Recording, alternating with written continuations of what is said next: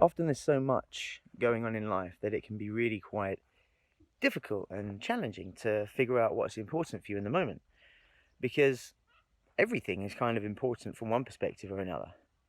One of my mentors, a chap called Rory Kilmartin, amazing guy. He has this concept, and it's something I've heard similarly from other teachers, but I think Rory explains it more beautifully than I've heard it previously, and that is the concept of the game of life.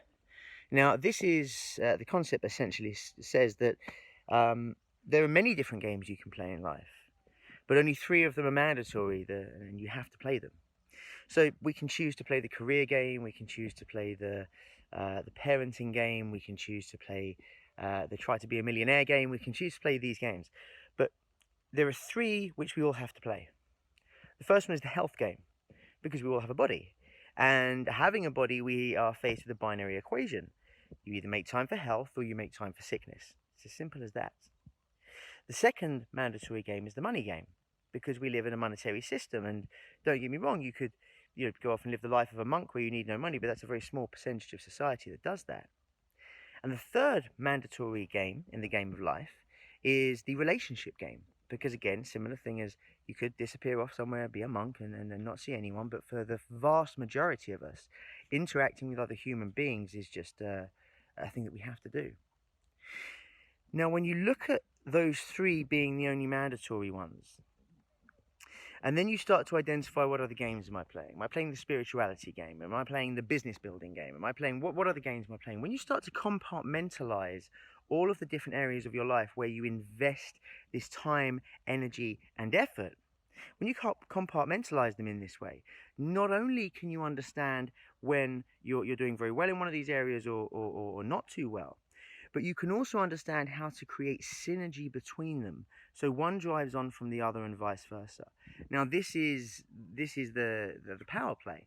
Once you've categorized these games, to then bring them back together.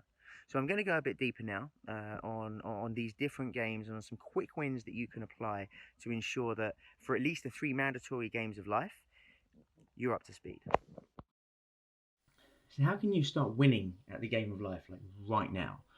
Well, my mentor, Rory, one of my mentors, Rory, he is currently in the process of actually writing a book explaining this at the greatest level of depth. Now, that book is going to be like the guide and the go-to for this concept. It's going to be phenomenal.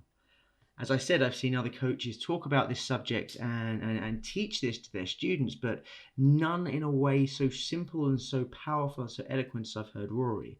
So as soon as that book is created, and I believe he's going to create a 3-day workshop off the back of that as well, I will announce that and let everybody know and share that gold, because it really will be gold. But in the immediate, there are some things that we can start to apply.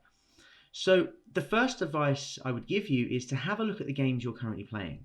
Now, you can start that list with money, health, relationship games straight away, because we all play those games. We can then start moving on to the other games that you play. I'll give you an example of myself. Parenting game goes down there because I have two beautiful children. The entrepreneurial game is on there because I don't just want to have a career, I want to have an experience of multiple different projects, and the entrepreneurial way really appeals to me. I like to play the strength game. Of course, it kind of sits side by side with the health game, but you can be healthy without aiming to be excessively strong, and I like to try and be quite strong. It just makes me feel good in myself. I also want to play the spiritual game. This is the game I play at the moment, so this is where I put a lot of my focus and attention. So if I look at these games, strength, entrepreneurship, parenthood, spirituality, these are the additional games that I've chosen to play on top of the mandatory three: relationships, money, and health. Okay? Now, having these compartmentalized allows me to sit back in any moment and just have a look and make sure that I'm paying the right amount of energy and attention into one of these areas. It's very easy in life to get caught up doing a certain thing because, yes, it is important, but the importance of that thing seems to override everything else in the moment. What that kind of activity and action just leads to is imbalance. And if we look anywhere through nature, nature strives to create balance, whether it's the changing tides and the wind and weather systems, or whether it's in your body. As you see, I'm starting to perspire a bit now because it's really, really hot. Where I am, it's like 30 odd degrees outside and the sun is shining through my window, and my body is creating perspiration and sweat in order to try and cool me down to create balance again. There's so many examples everywhere you look. So when we live our life, if we only focus on one of these areas excessively and neglect the others, then we're out of balance. And when we are out of balance, it doesn't matter how much we're enjoying one of these things, there'll always be something missing. We'll always be less than the whole version of ourselves that we could be, which means that we can never really synergize these different sides of ourselves to essentially come forward as the best version of us. So it's really, really important to understand these games, understand what games you are playing. That's the first step. The second step is then starting to understand what it takes to win each of these games. Because as you hear, I have the 3 mandatory games I play just like you, but I have those 4 additional games. So I have 6 things, 6 areas within my life where I focus my energy and attention. And it can be easy to go down a rabbit hole with your work or with your children or whatever and neglect the others. So it's important to understand how to achieve this. So the health game is an example. I love watching my diet. I really kind of enjoy eating healthy. So this has always been pretty straightforward for me. But what I will do is a minimum of 2 days a week, I will observe some intermittent fasting, whereas I won't eat for sort of 20 to 22 hours. And this just allows my body to take stock.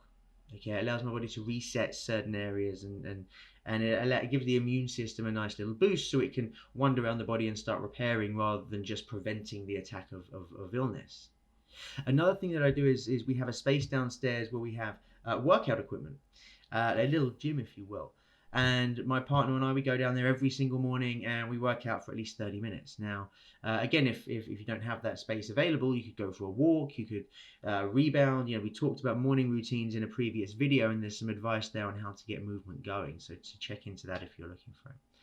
In terms of the relationship game, I just make sure that every single day I focus time and attention with each member or each person I have a relationship with. Now, of course, within your immediate family, this is kind of very easy, but I also look to think about when was the last time I spoke to certain people. You know, I don't live in the same country as my mum, so I need to be conscious that I'm making those communications because I love speaking with my mum. But if you get carried away in work for a few days and then, you know, the little one's unwell and you have this person come and stay with you and you have that trip, it could be 2 weeks and you haven't communicated. And then you're starting to be less effective in the relationship game, because the relationship game isn't just your intimate other, it is relationships with everybody you come in contact with. And for the money game, you know, it's just about checking and balancing what I'm doing. Have I worked the required hours this week to generate the revenue I need to generate to do what I want to do in my life?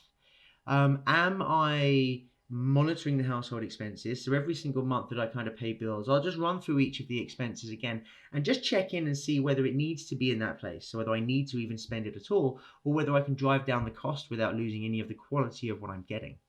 So that's how I play the money game. And these little check-in points, if you just schedule them, you know, so again, with the health game, schedule yourself 30 minutes in the morning.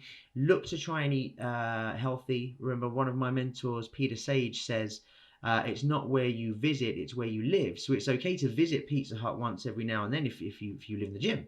But if you live in Pizza Hut, visiting the gym every now and then really isn't going to do anything. So with diet, I'm just looking to observe. I don't have to be completely strict with myself. I can let myself slip. I can nail a packet of chocolate digestive biscuits if I want to, but again, I just have to create that balance in my lifestyle to ensure that the overall average is that I'm living healthily.